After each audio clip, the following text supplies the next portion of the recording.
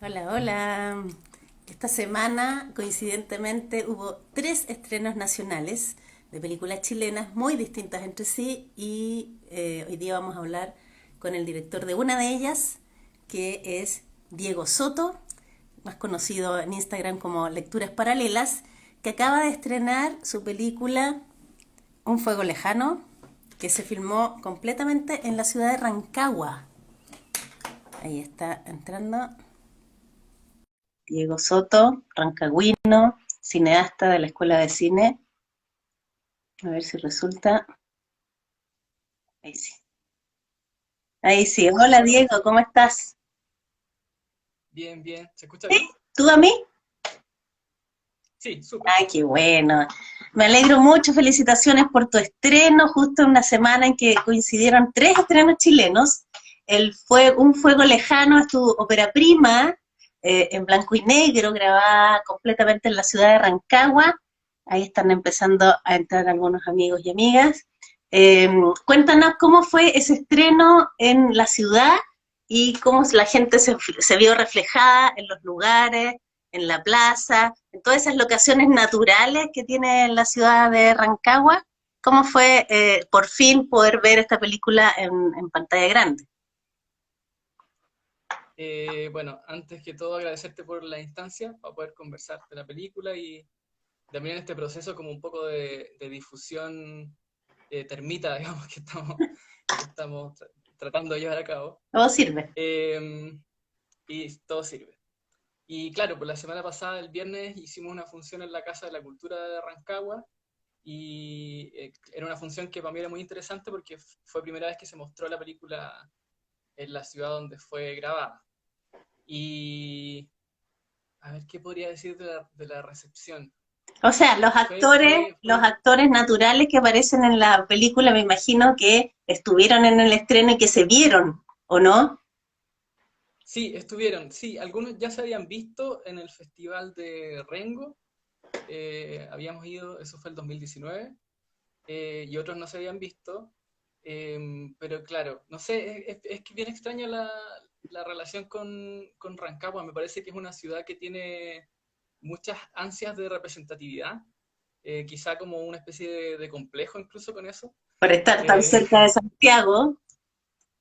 por estar tan cerca de Santiago y porque también se ha convertido como una especie de meme también, acá en Santiago, como la ciudad que no existe. eh, que- eh, y claro, pues terminó la función y alguien levantó la mano y dijo, me parece que es una película muy Rancagua. Ah, mira, Algo que, excelente. algo que me llamó la atención. No sé si era mi objetivo tampoco, digamos. Porque tampoco siento que yo esté haciendo como un trabajo así como patrimonial o como, no sé, ni como, no soy un embajador de Rancagua tampoco, eh, sino que me interesaba ese mundo, digamos, y el mundo en particular de las personas que actúan en la película, que son mis tíos y mis primos, eh, y el estacionamiento donde trabajan y habitan la mayor parte del día. Eh, entonces eso, sí, sí había un cierto grado de sorpresa por ver filmados espacios que ya conocían, eh, y me parece que quizá eso para mí es lo interesante también, como es novedoso poner la cámara ahí donde no ha sido puesta antes, eh, lo cual no implica tampoco que uno esté mostrando Rancagua como es. Eh, De hecho, hace poco, en febrero, filmamos una segunda película en Rancagua, y me parece que muestra un Rancagua que es totalmente distinto al que muestra Un Fuego Lejano. Entonces, Ah. como, como que siento que siempre hay una especie de reescritura o de reconstrucción de la ciudad, porque las ciudades también son multidimensionales, por decirlo de alguna forma. Es interesante el trabajo que hiciste sin interés en ser embajador, como tú dices, ni mucho menos, pero claramente hay un recorrido por la ciudad, un deambular, sobre todo por estos protagonistas, estos tres hermanos que son hijos de la pareja dueña de este estacionamiento céntrico, donde ocurren cosas anómalas, especiales, pero la ciudad está muy presente en la víspera de Navidad. tenemos el clásico viejito pascuero sentado en la silla y estos tres jóvenes que nunca hablan. Eso a mí me sorprendió bastante. Cuéntame esa decisión. Hay varias cuestiones anómalas, tú me señalabas, en el modo de producir esta película, ¿no?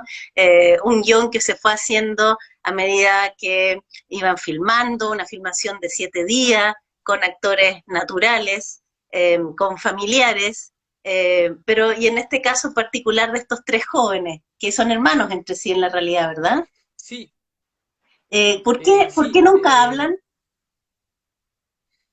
Em, justo estaba revisando unos correos que me mandaba con Manu, Manu Balastélica, que es director de fotografía y productor también de la película, que actuamos un poco como una dupla, ¿Ya? y estaba revisando unos correos del 2016 cuando estábamos preparando la película, y en ese momento lo fundamental de la película era que se trataba de un grupo de hermanos que recorrían la ciudad y que tenían una especie de solidaridad con el mundo de los animales. Lo fundamental es la relación entre este grupo de hermanos y los perros. Como que, y un poco como que ellos iban a ser los héroes de la película, digamos, y como que el mundo animal que habitara la ciudad iba a ser como el mundo del cual nos íbamos a poner de lado, digamos, como mirada, digamos, porque eso era lo que nos interesaba. Entonces, por eso creo que pasó la decisión de que no hablaran. También, yo creo que la película parte, o la idea se me ocurrió primero porque quería filmar a esta familia. Eh, Quería grabar a mis tíos, quería grabar a mis primos y el mundo que habitaban, más incluso que Rancagua como ciudad, y quería hacer una especie de retrato quizás, pero no un retrato naturalista, no un retrato como solo de su cotidiano, sino como una especie de retrato imaginativo, como qué me hacen sentir estas personas y en qué situaciones los puedo poner para que aquello que me hacen sentir o esas ideas que se me ocurren al verlos salgan a la luz. Entonces, en ese sentido, yo creo que quería ver a mis primos moviéndose, digamos, los quería ver comunicándose entre ellos sin palabras, jugando, peleándose, corriendo. Me interesaban más sus corporalidades que lo que pudieran decir, y eso me ayudaba también a crear una atmósfera que no fuera tan documental o tan cotidianista, digamos. Mm. Y que no se sostuviera tanto en lo que ellos pensaban, digamos, que no pasara tanto por la razón de los personajes, sobre todo. O sea, Okay. que no tuviera que ver con, bueno, ¿qué opinan estos jóvenes sobre Rancagua, sobre el mundo, la política, la sociedad, etcétera? Sino como una especie de resistencia justamente al mundo de los adultos, al mundo de la racionalidad, digamos, que es el mundo de los papás, digamos, Claro. que es más restrictivo. Así es. Bueno, Entonces me estos parecía que... jóvenes, estos tres jóvenes, dale, dale nomás. No, bueno, sí, me parecía que ellos representaban un cierto grado como de libertad, incluso como en términos narrativos son libres, digamos, se mueven, se topan con cosas, les dicen que no hagan algo y van y lo hacen, digamos. Muy adolescentes, Eh, pues. sí, y muy adolescentes como un poco también inspirados en mis primos, que siempre fueron bien buenos para meterse en problemas, para, no sé, fracturarse, Muy libres en su crianza. claro, claro, Cinco una crianza hermanos muy... hombres, o sea, paciencia para esa pobre madre. Sí, sí. Y una crianza muy distinta a la mía también. Yo creo que por eso me llamaba tanto la atención. Bueno, para quienes se están Entonces, integrando, estamos conversando con Diego Soto, más conocido como Lecturas Paralelas en Instagram, que estrenó en Rancagua la semana pasada su ópera prima, Un Fuego Lejano, y desde ayer la película está disponible on demand en la Cineteca Nacional y en la red de salas de cine. Cuéntanos qué significa para ti que después de tantos años, porque como tú señalas, esta película la comenzaste a hacer el 2016, estamos a 2022, pandemia entre medio, estallido, mil cosas, y ahora ya va a estar disponible para que el público la vea a través del streaming de Cineteca y de Red de Salas. Sí, o sea, claro, cuando la grabamos con Manu teníamos 22 años, me parece. Oh, Fue hace 6 años atrás. Entonces, yo siento que teníamos un cierto grado como de arrojo o de confianza que ahora que tuvimos la experiencia de grabar una segunda película, tratando de replicar el mismo método, nos tenía muy tenso, digamos. Entonces, no ah, sé, íbamos a grabar en ese tiempo, yo escribía en la mañana en una libreta, bueno, las situaciones que íbamos a hacer durante el día, eh, y después intentábamos grabar las situaciones, muchas veces se interrumpía porque estábamos grabando mientras mis tíos trabajaban, recibían clientes, y de repente nos quedamos sin idea y salíamos a triangular. recorrer con mis primos, claro, con la esperanza de que eso, después de 7 días, culminara en que tuviéramos una película, que es un nivel de fe que ahora me parece insólito. Entonces, pero siento que la película tiene esa frescura justamente por eso, que quizá eh, me produce mucha alegría al verlo, también porque en el fondo la idea del método de trabajo, que en el fondo lo que tú comentábamos cuando hablamos sobre el neorrealismo, eh, tiene que ver con la idea de que uno va a hacer la película no necesariamente con un guión, no necesariamente con las decisiones tomadas todas a priori, sino con un método que permite que la película exceda la imaginación del director, digamos, o exceda la imaginación del equipo que la está haciendo. Es decir, la película va a ser más de lo que yo espero que sea, o más de lo que yo me puedo imaginar. ¿Qué situaciones Eh, concretas, perdona Diego, en esa línea te ocurrieron en la primera película? Que la ciudad, el devenir, te sorprendieran y los incorporaras en el rodaje, en esa línea de lo que planteas. bueno, ya el título de la película tiene que ver con Un algo que no nos incendio. esperábamos. Cuando llegamos el primer día, fue ese verano, fue un verano, el verano del 2016 o 2010, verano del 2016, claro, finales de 2016, que había una cantidad de incendios horrenda en todo el sur y que llegaron a Rancagua. Y estábamos filmando y constantemente se escuchaban los bomberos pasar, la luz nos cambió totalmente porque estaba todo nublado por el humo, entonces había una especie de clima, una especie de atmósfera apocalíptica que para mí fue clave para entender también qué era lo que estábamos tratando de expresar, digamos. Para mí es como una película como sobre un fin del mundo, de cierto modo. Y eso que todavía no pasaba todo lo que vino después en el mundo real, porque, imagínate cuántos años y luego cambió tanto, incluso tu propia visión a propósito del método, porque si bien en esta segunda película, Muertes y Maravillas, aplicas el mismo método de producción o similar, lo que tú señalas del crecimiento de el arrojo inicial de la primera película y esta segunda con un proceso a lo mejor más pensado. ¿Qué tanto cambió en ti de un año para esta segunda película? Eh, Ahora estábamos mucho más estresados con Manu. Lo otro era Sobre todo eso, más sí. juego, más libre, probablemente. Sí, sí, sí, quizá con menos expectativas, no sé.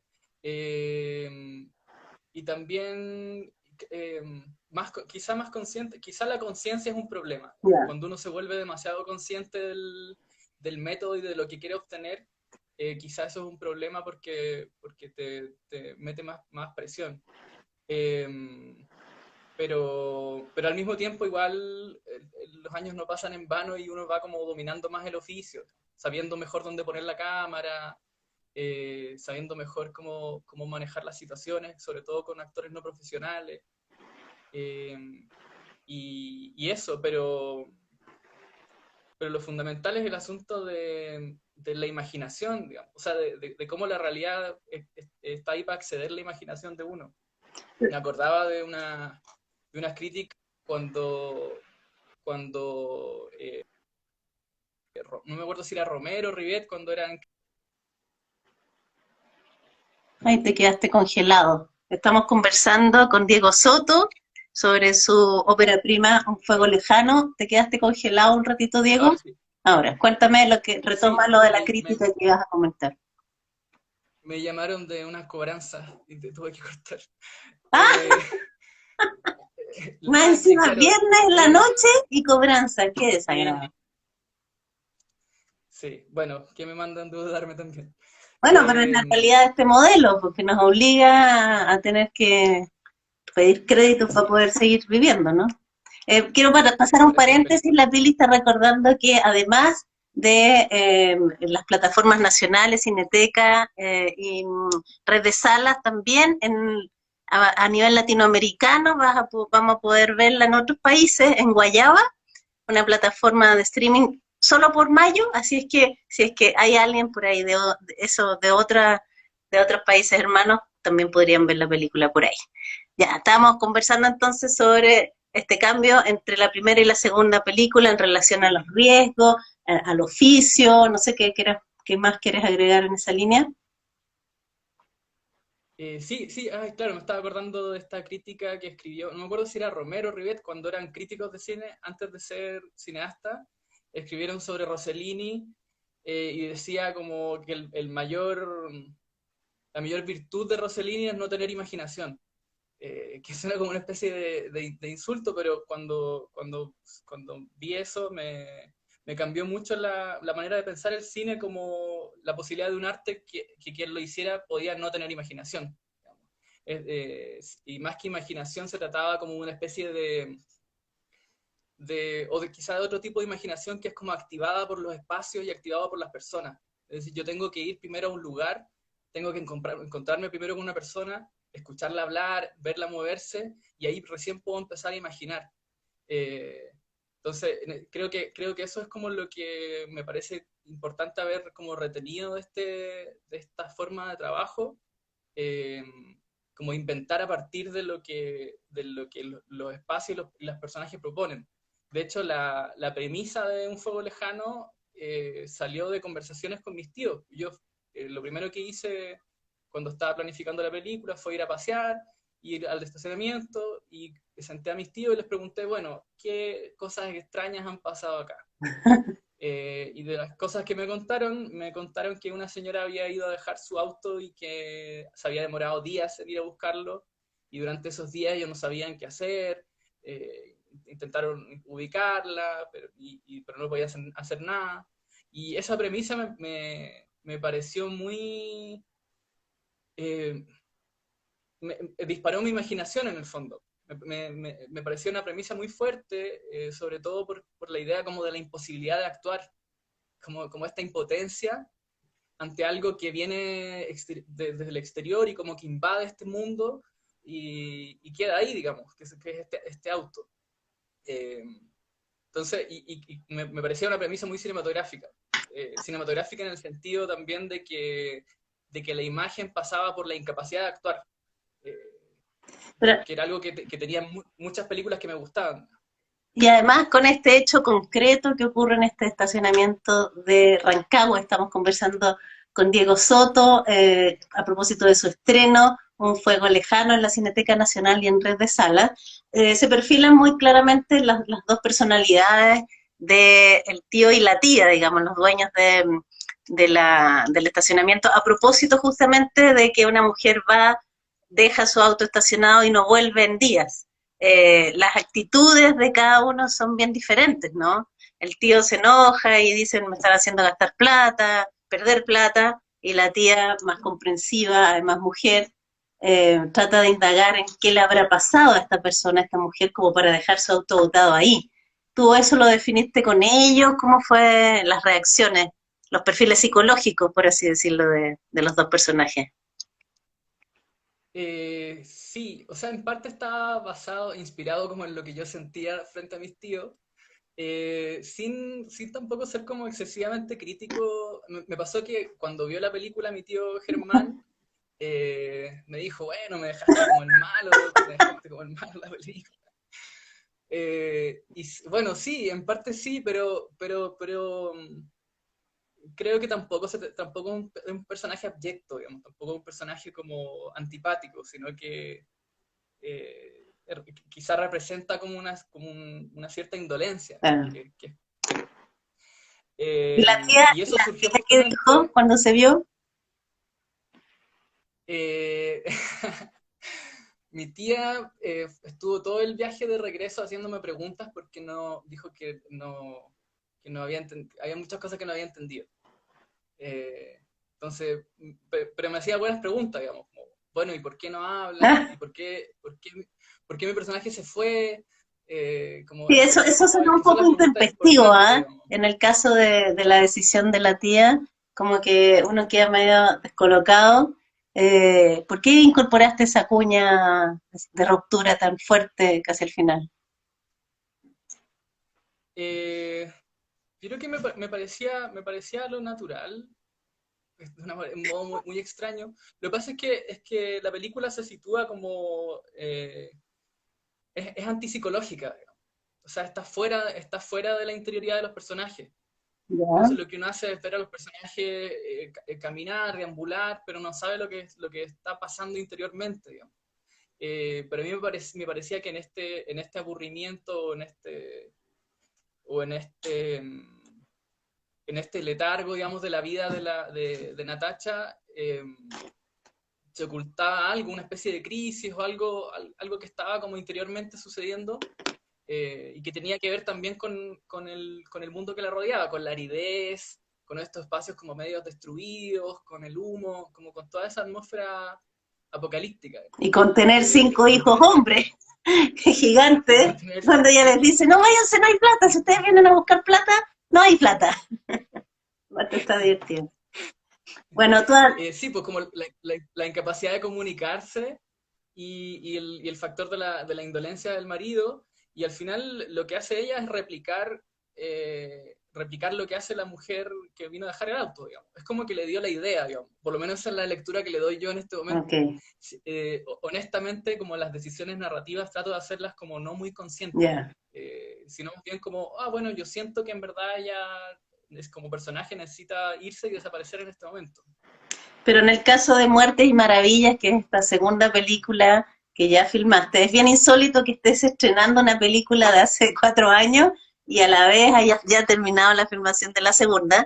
Entiendo que me imagino que las decisiones sí son mucho más racionales, porque la temática es distinta, o sea, son adolescentes también, de cuarto medio, pero que enfrentan una enfermedad, entonces me imagino que en temas de guión y como es un motivo más dramático, probablemente no te dejas llevar, y ahí está la explicación justamente entre la libertad de la primera película y la segunda, mucho más condicionada probablemente por una situación dramática como una enfermedad de uno de ellos, ¿o no?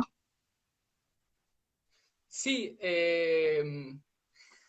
claro, es que trato de ser lo menos dramático posible. Yo Ah, creo que también en esta hay como un factor medio de extrañeza, ya, la película parte con un grupo de amigos que uno de ellos está muy enfermo y entendemos que es una enfermedad que acarrea hace un tiempo, y después milagrosamente se mejora. ok, Entonces empiezan como a reconstruir sus vidas, pero desconfían de esta mejora como milagrosa. ya. Entonces, esa era como para mí la premisa como fantasiosa y que me ayudaba a que no fuera tan dramático. A pesar de que sí es una película mucho más personal, que está más basada como en vivencias de mi adolescencia, y de adolescencia de mis amigos, y como mezcladas con la adolescencia de mi hermano chico, que es el protagonista, y con sus amigos. Entonces hay una especie de mezcla y ¿Cómo lo como haces? tratando de hacer algo que no ¿Cómo lo fuera haces tan. con la dirección de actores, Diego, considerando que los adolescentes son difíciles de llevar per se, digamos, y en este caso son actores naturales, no profesionales? ¿Cómo haces que hagan lo que tú quieres, más allá de su libertad propia? No queriendo tanto, o sea, no teniendo tantas ideas preconcebidas. Yo creo que eso es lo Ok, fundamental.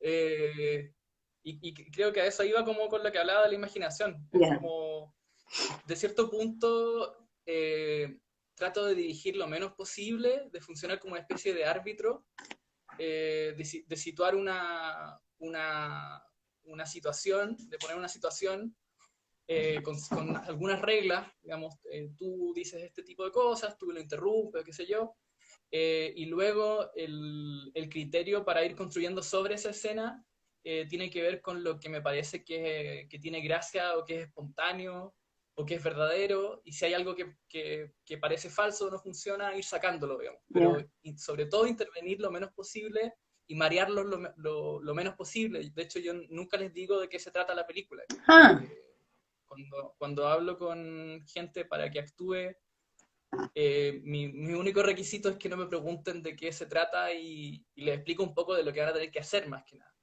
mira, por ahí Pablo Eh, nos dice, conecta con otra dimensión de la realidad y la conciencia.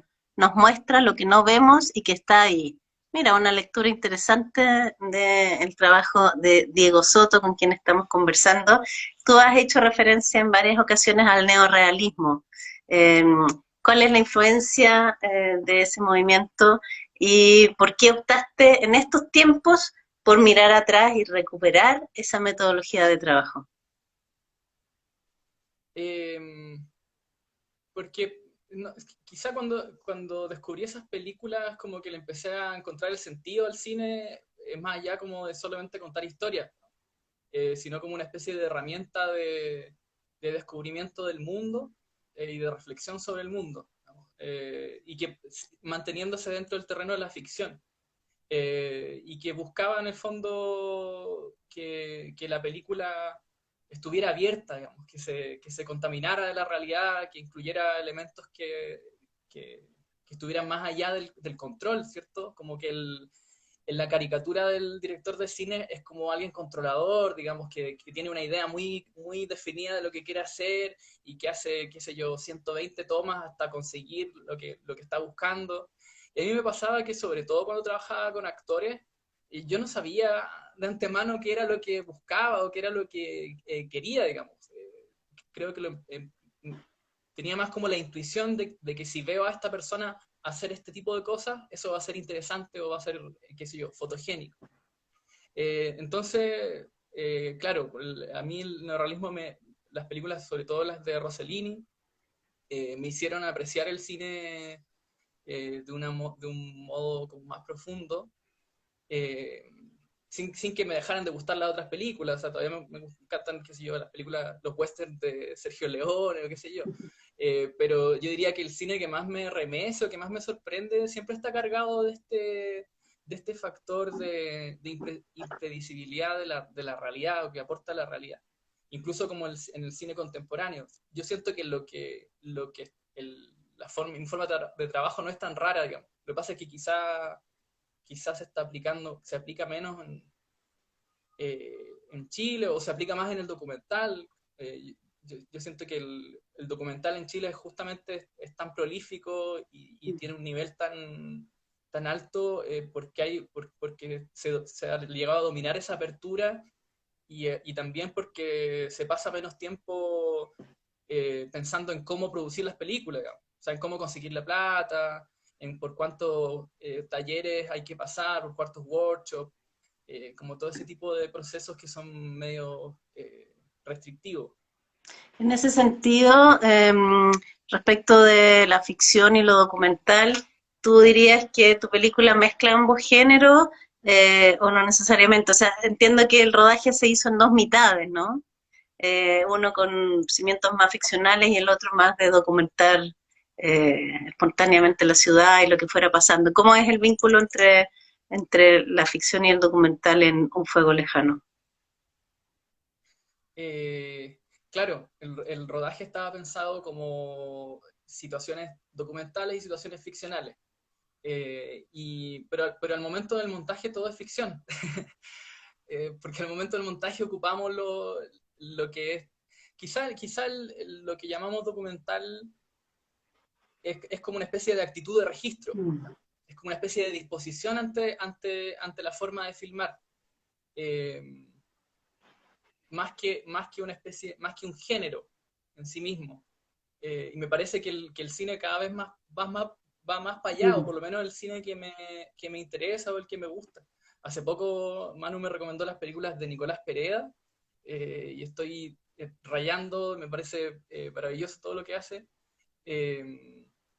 Y justamente creo que ahí está como la clave, que es como la capacidad de a esa imagen documental añadirle esta imaginación o esta sensibilidad.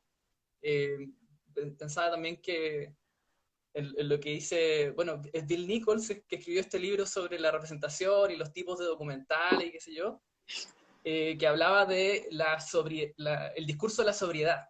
Entonces decía, bueno, el documental se suscribe a un discurso de la sobriedad, que es el mismo discurso de la sobriedad que tiene la política o la ciencia, que en el fondo nos dice, bueno, esto es serio y esto es útil porque en el fondo nosotros estamos suscribiendo o adquiriendo un cierto rol de responsabilidad respecto a la realidad. Eh, pero siento que estos regímenes de verdad están tan debilitados, que lo más útil es recurrir a la ficción, digamos, o a la ficción como más como el terreno de la sensibilidad frente al mundo. Eh, y creo que eso tanto el documental contemporáneo como la ficción contemporánea lo aplican y se están acercando tantos que inevitablemente va a llegar un punto donde la discusión entre las dos cosas va a ser inútil o poco productiva. Sí, esta cosa de lo híbrido cada vez está más presente, desdibujando las fronteras entre la ficción y el documental. ¿Puedes referirte un poco al tema de la vitalidad de lo real, que para ti es importante, esto de mirar más el mundo y encontrar ahí en la realidad lo vital? Sí, disculpa, no te escuché tan bien. Sí, y si te puedes referir a la vitalidad de lo real que tú manifestabas en algún momento, la relevancia de encontrar en lo real la vida, lo vital. Sí, bueno, claro, es interesante porque la vida, para mí, tiene que ver más como con la reproducción, con la aparición de lo nuevo, que con la reproducción de lo que ya existe. Y parece que se cayó Marisol, o me caí yo. Por ejemplo. A ver, ¿me escuchas? ¿Me escuchas? Sí, ahora sí. Ahora sí parece que estás regresando. Un poco pixelada, pero... Ah, ya. ah, Estábamos hablando de lo em, nuevo. sí, claro. Entonces, claro, lo vital de la realidad incluye para mí la imaginación, los sueños, lo que quiebra la realidad y todo lo que se tiende a denominar absurdo, digamos. Como que para mí me parece que la categoría de lo absurdo es muy servil a una realidad esquematizada, porque si miramos nuestro cotidiano, las cosas que vemos habitualmente son muy absurdas, como que nuestra experiencia vital tiene más de absurdo que de real, que de realista. La vida es más absurda que realista. Sobre todo si es que uno la mira con atención y sin tener como las explicaciones.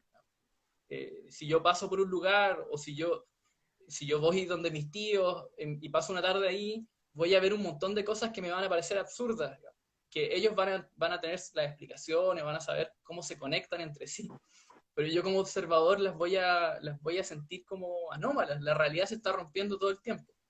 Eh, entonces, creo que producir la tensión entre esas dos cosas, entre el registro, entre lo documental, entre lo cotidiano y algo que parece fantasioso, extraño, lo anómalo, quizá eso me hace sentir más cercano a lo verdadero, digamos, o a lo vital, como decías tú. Ok. Cuéntanos cómo fue la producción de la película en términos financieros, porque no es fácil producir películas y entiendo que tuvieron que hacer hasta un crowdfunding para poder ir a Málaga, el Festival de Málaga.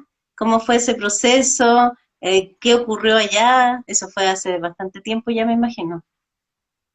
Sí, sí, fue el 2018, me parece, o 2017. Em, bueno, es un poco absurdo porque, porque lo más barato fue hacer la película.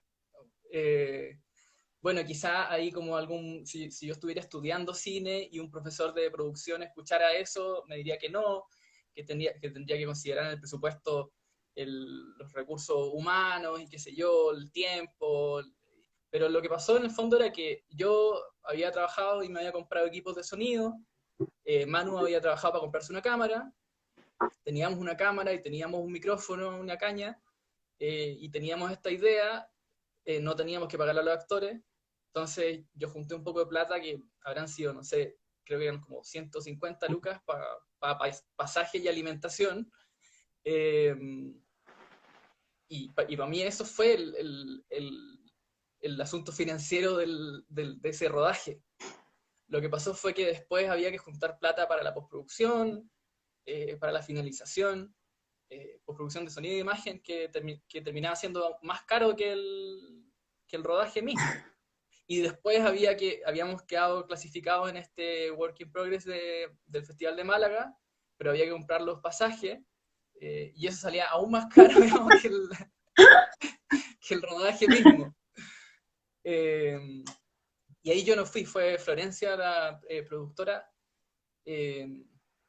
y creo que, no sé, que la recepción fue bien, me parece que fue bien tibia, digamos, como que fue muy extraño que quedáramos en ese work in progress porque habían películas, digamos, con altos presupuestos y nosotros éramos como un poco el bicho raro, digamos, de ese work in progress. Sí. Entonces eso, y este año trabajamos con la misma dinámica, o sea, traté de juntar un poco más de plata, sobre todo para tener mejor equipos de sonido, pero lo mismo, hicimos la película con muy poca plata, y ahora tenemos que pensar cómo juntar plata para la postproducción.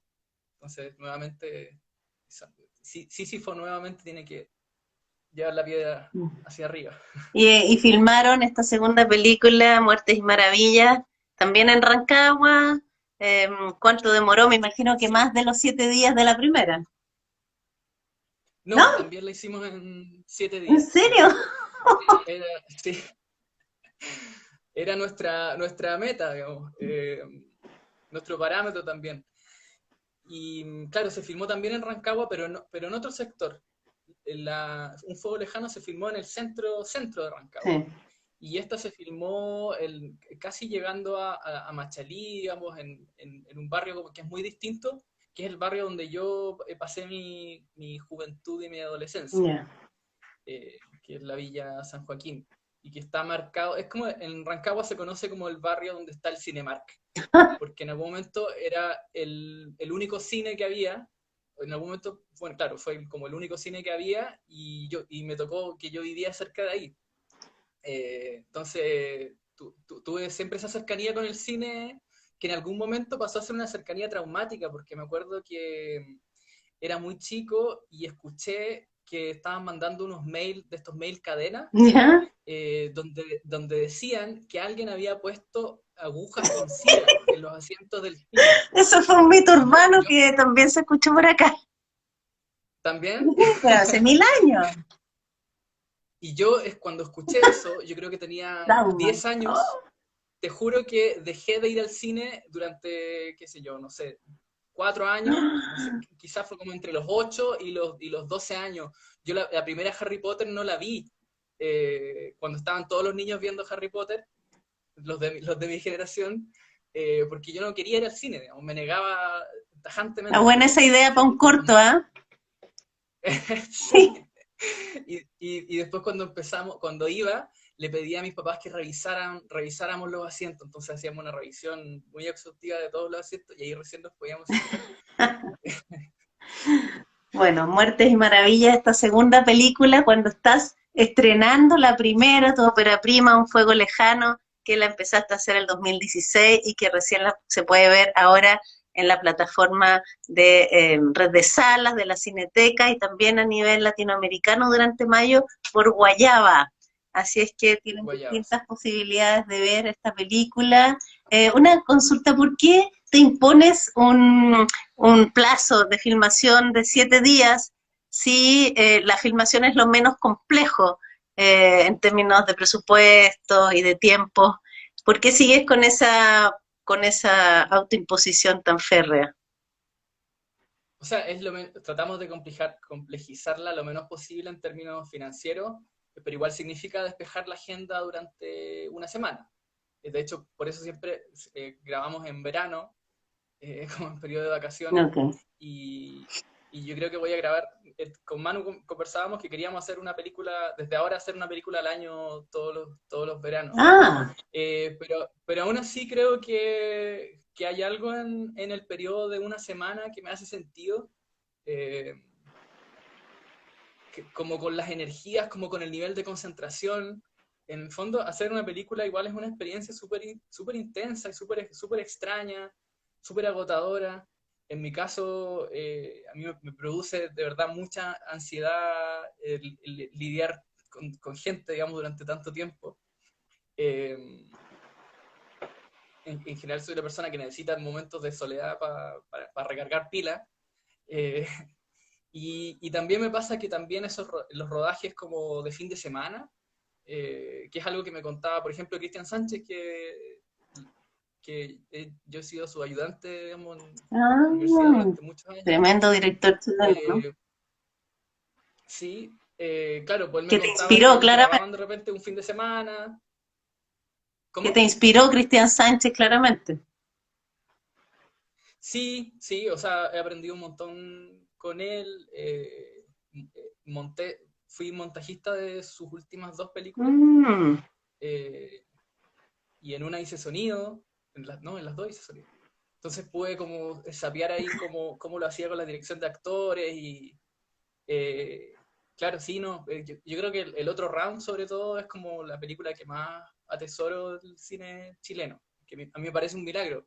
Y creo que eso quizá tiene mucho que ver con lo que hablábamos, como estas películas que son pura gracia, ¿no? Como que descansan mucho en una especie de cualidad de los actores y de los espacios y de los tiempos, que excede la narración, excede el relato, sino que es como una especie de aparición, de milagro que te hipnotiza, digamos. Por lo menos a mí me pasa eso pero debe con ser esa más película. desafiante y exigente lo que señalas con actores naturales. O sea, en este caso tú filmas con tu familia, con tus amigos, con tu hermano chico. ¿Cómo encontrar esa magia en alguien que es cercano, pero no necesariamente actor, como es el caso de tus actores? Claro. Eh, bueno, proviene de la observación. En general, siempre he estado mirándolos. Siempre he estado mirándolos y también como del cierto grado de empatía. No sé, hay personas que me causan gracia, digamos. Hay personas que las veo, las conozco y digo, bueno, a esta persona me gustaría verla, digamos. Me gustaría verla hacer ciertas cosas, me gustaría verla hablar. eh, y entonces es un trabajo muy intuitivo. Eh, y yo le decía, y claro, cuando grabábamos ahora la segunda película, eh, yo le decía a Manu, le explicaba las escenas y de repente él desconfiaba de que fueran a funcionar, pero yo sabía que iban a funcionar por la gracia de las personas que estaba haciendo actor, y aparte yo no los veo actuar hasta el día de rodaje, o sea, no hago un casting, ni ensayos, ni ese tipo de cosas, solamente es solo fe. ¡Wow! ¡Qué arriesgado! Me imagino ahí si algo no era como te lo imaginabas y en el día mismo del rodaje te das cuenta, igual es complicado. Sí, bueno, ahí yo confío mucho en sacar, ¿no? Ok, Sacar el escenas, montaje. sacar acciones, sacar texto, no necesariamente en el montaje, sino que muchas veces en el rodaje. Ya. eh, pero sí, y de repente también hay situaciones que uno las graba como media documentalmente durante, no sé, qué sé yo, 10 minutos. Un plano de 10 minutos y de eso sacar un par de cosas que funcionan. Ujú. Que en el fondo es la forma que trabajaba Casabet, que de hecho grababa dos cámaras, justamente para tener la mayor cantidad de material posible y después tenía una cantidad de horas tremenda, y de eso conseguir 2 horas buenas, 2 horas que estuvieran llenas de esa gracia o de esa vida que tienen sus películas, me imagino que es más posible. Eh, Diego, ya para ir finalizando, Cuéntame un poco de este polo cinematográfico que se está generando en Rancagua. Ya tenemos dos películas, en este caso las dos tuyas, y otros trabajos que se están haciendo ahí en la capital regional del Libertador Bernardo Higgins. ¿Qué está pasando en Rancagua en términos cinematográficos hoy? Sí, o sea, lo que está pasando tiene que ver más con la región completa. Ok. Pero sí, pues hay otros realizadores como Alexis Donoso, eh, que también estrenó su película el año pasado, me parece, eh, y que hizo sonido en la película que grabamos en Ah, febrero. mira. Y claro, se está empezando a generar un movimiento de cines, pero no sé, es complicado hablar de cine regional o no sé, yo hablaba esto el otro día que hablaba con un amigo que es escritor y es de Rancagua también, Ya. entonces nos quejábamos, o él se quejaba de esta categoría como del poeta rancagüino, del escritor rancagüino, eh, y claro, me hizo sentido que de cierto modo en una búsqueda como de luchar contra la centralización se cae en un efecto centralista, que es que en el fondo los cineastas de Santiago nunca van a decir, bueno, yo soy un cineasta de Santiago.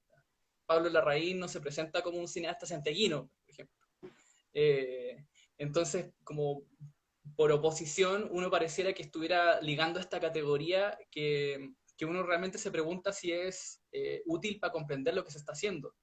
O sea, lo que estoy haciendo yo en mis películas se define por una cualidad de ser de Rancagua. Entonces, en Pero ese si la sentido, ciudad es tan protagonista, aunque tú no seas el embajador de ella, creo que sí tiene sentido hacer esa especificidad eh, geográfica, por ejemplo, con lo que está pasando también en Antofagasta. Ahí uno nota un cierto cine con un sello súper particular que tiene que ver con la migración, que tiene que ver con los habitares en los más lejanos, en otros lugares que no sean en la ciudad misma, y hay ciertas cuestiones comunes como línea de trabajo. Entonces, a lo mejor en Rancagua, claro, nadie se va a definir como director santiaguino en oposición, pero sí cuando la ciudad tiene tanta relevancia, cuando el incendio ocurrió ahí, eh, por ejemplo, creo que es una reivindicación válida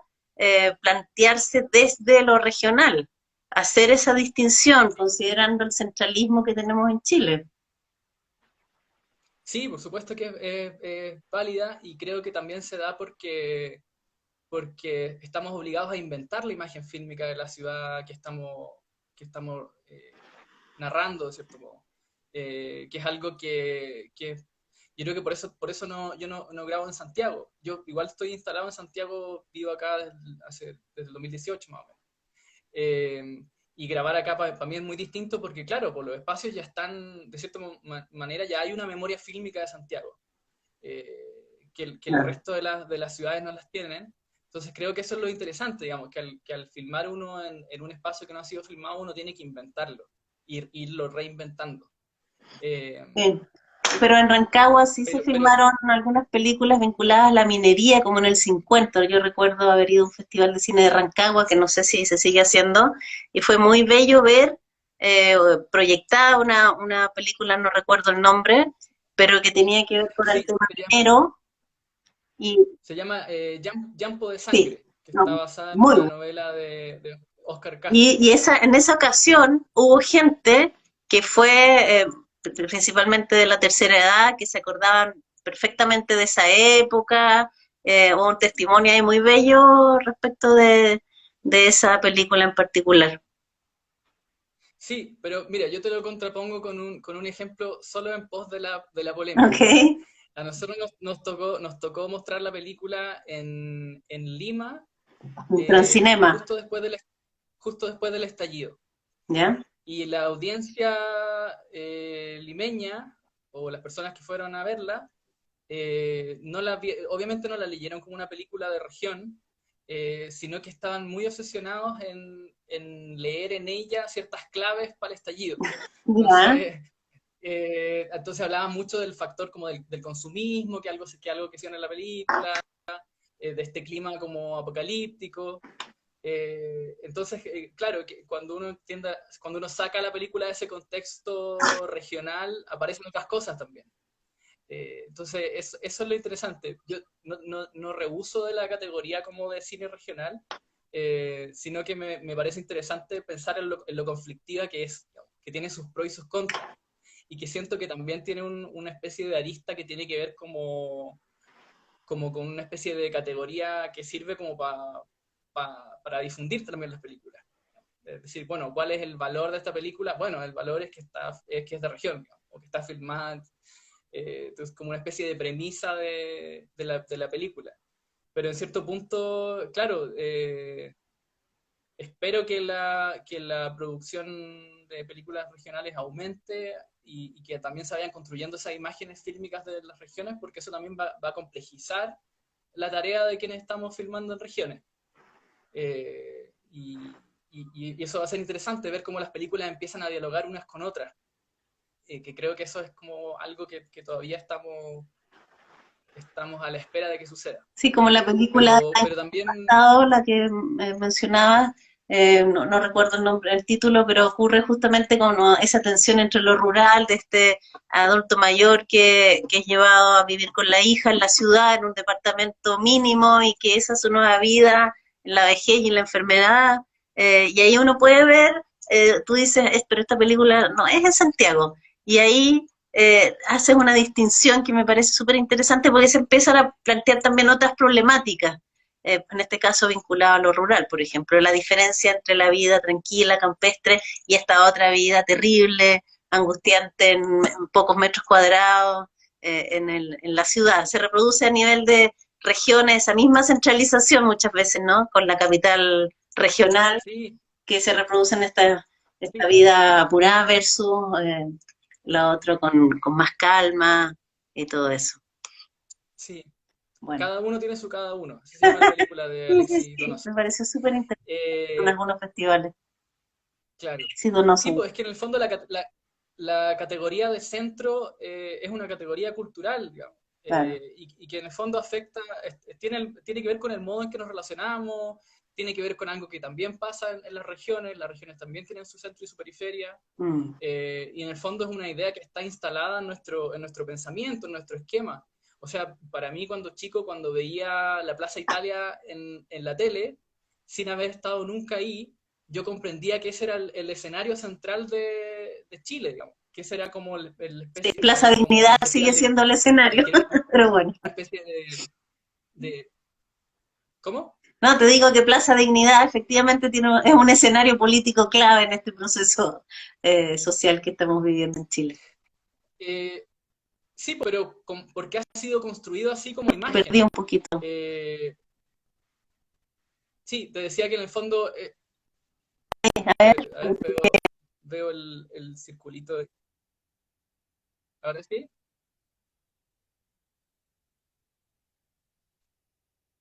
te estoy perdiendo.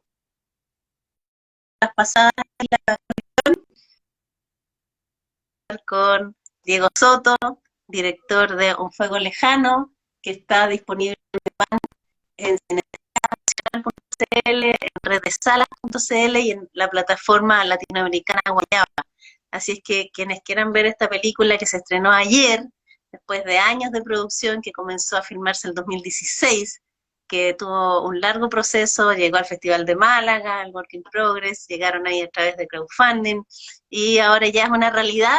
Así que invita a la gente que nos acompaña a ver esta película y con qué se van a encontrar.